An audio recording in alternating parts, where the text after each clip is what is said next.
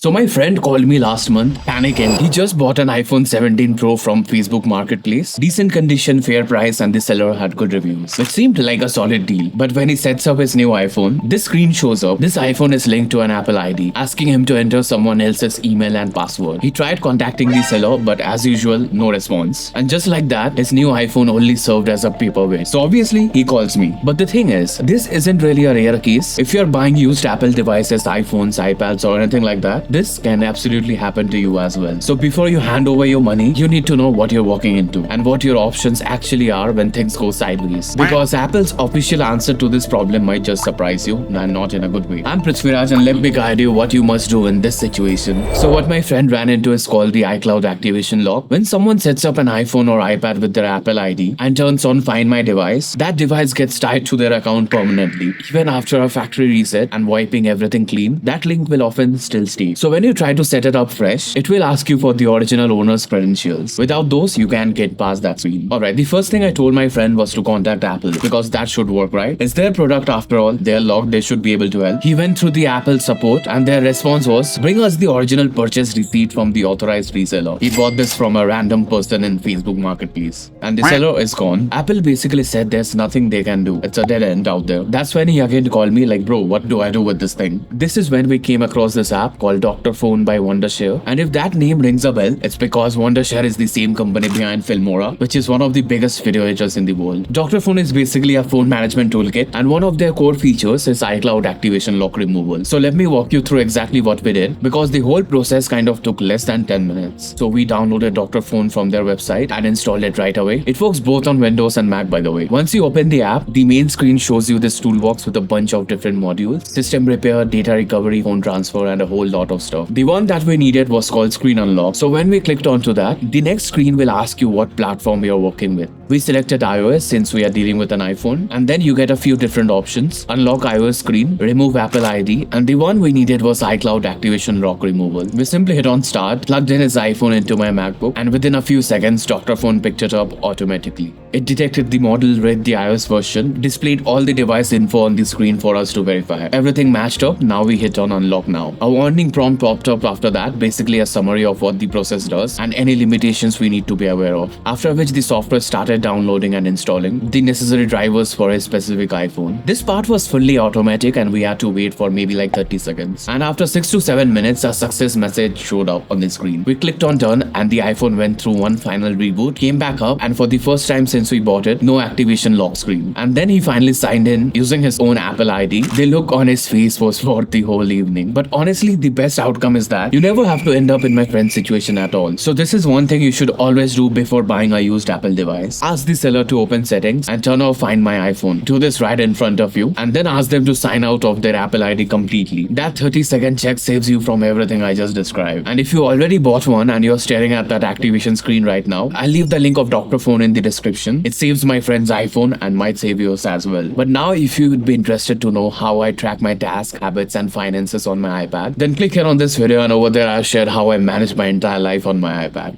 See you there.